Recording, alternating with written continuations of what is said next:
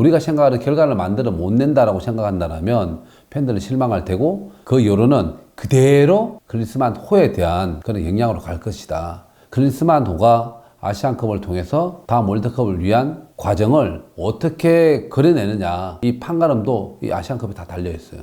안녕하세요, 공매TV 김명주입니다. 자, 여러분, 이번 아시안컵 어떻게 될지 한번 예상을 해보도록 하겠습니다. 이번에 정말 역대급 아시안컵 최정의 멤버인 것 같은데 우승까지 노려볼 수 있지 않을까 생각하는데 어떻게 보세요? 그렇죠. 손흥민, 김민재, 이강인, 황희찬, 그 다음에 유럽파, 그 다음에 K리그에서 잘했던 선수들 등등 해서 역대급이라고 생각하고, 예전에 우리가 준비했던 아시안컵하고는 완전 다른 모습의 아시안컵을 준비하고 있다. 대정의 멤버가 최고의 결과를 만들어내기 위해서 최선을 다할 것이라고 봅니다.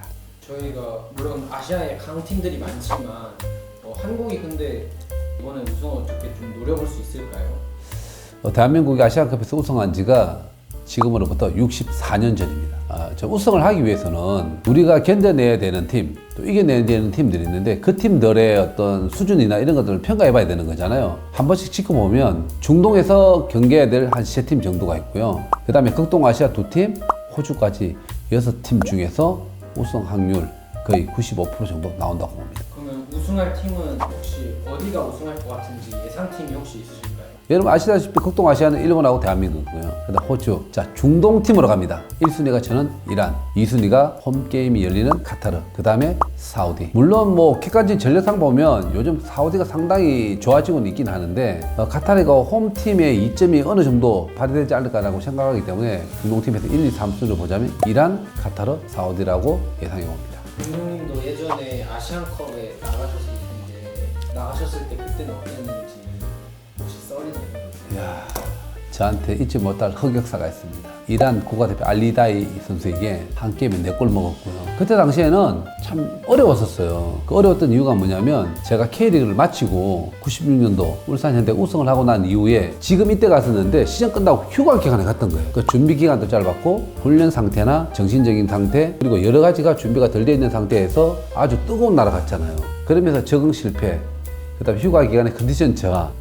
이런 말씀 드리면 참 그렇지만 어쨌든 제 기억 속에는 아시안컵에 대한 좋지 못한 기억 때문에 선수 생활을 하는 내내 많이 어려웠던 적이 많이 있습니다. 그때 제가 96년도였으니까 26살 때였고요. 그때 당시에 박주환 감독님이 98년 월드컵을 대비해서 이제 그때 당시에 이제 감독님을 맡으셨는데 그 흑역사라는 게 제 개인적인 것뿐만 아니라 그때 당시에 아시안컵의 졸전 때문에 박주환 감독님이 98년 월드컵을 준비하는 과정에서 중간에 그만두시는 그런 일이 있었는데 참 많이 아쉽고 그때 당시에는 그랬던 것 같아요. 어쨌든 그때 당시에 UAE에서 했던 기억이 나는데 어쨌든 적응 실패, 그 다음에 그 선수들의 멘탈적인 준비 부족, 그 다음에 계절 특성 요인상 적응 실패, 그 다음에 스케줄상 또 휴가 기간에 또 갔기 때문에 선수들이 그 집중도가 상당히 떨어졌던 기억이 나요. 그래서 이번에만큼은 그러지 않았으면 좋겠다는 생각이 듭니다. 참 마음이 아팠습니다. 아시안컵이 특별히 우승하기 어려운 이유?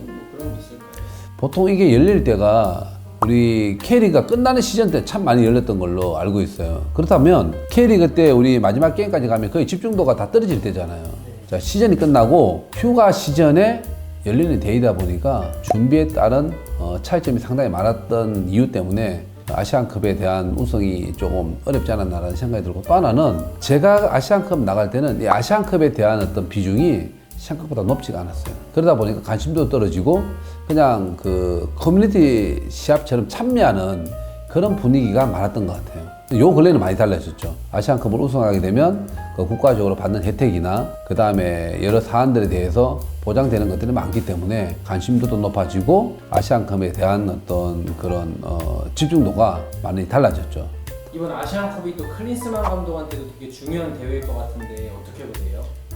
중요한 질문인데 아마 팬들은 근래에 보여줬던 우리 대한민국의 상승세를 이 아시안컵을 통해서 클린스만 감독에게 요구하는 것들이 많이 있을 것 같아요. 판단에 대한 것들이 이번 아시안컵에 대한 결과로서 만들어질 수 있다.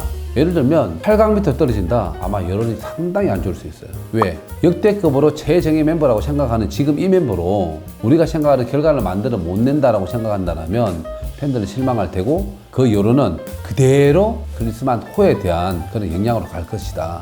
근데 그 스트레스가 상당히 압박이 심할 거예요. 반대로 요 근래 좋아졌던 그런 A매치 결과나 플레이 스타일이 아시안컵 결과로 만약에 만들어진다면 다음 월드컵을 위한 방향으로 잘 갈 거예요. 그래서 이번 아시안컵은 64년 만에 우리가 가져와야 되는 결과에 대한 어떤 것들도 참 중요하지만 클린스만호가 아시안컵을 통해서 다음 월드컵을 위한 과정을 어떻게 그려내느냐, 이 판가름도 이 아시안컵에 다 달려있어요. 그래서 아시안게임에서 병력 혜택을 받았던 선수들에게 모든 영광이 갔다면 이번 아시안컵의 챔피언은 클린스만 감독에게 모든 영광이 갈 수 있는 컵이다, 이렇게 보시면 됩니다. 이번 대회는 대한민국 국민을 위해서, 우리 선수들은 64년 만에 아시안컵 챔피언, 대한민국 선수들은 대한민국 국민들을 위해서, 또 나아가 클린스만 감독을 좋아한다면 클린스만호의 다음 월드컵을 위한 순항을 위해서 최선을 다해 주길 바라며, 꽁병지TV 라이브 방송도 함께 하면서 저희들도 열심히 응원하면서 뛰겠습니다.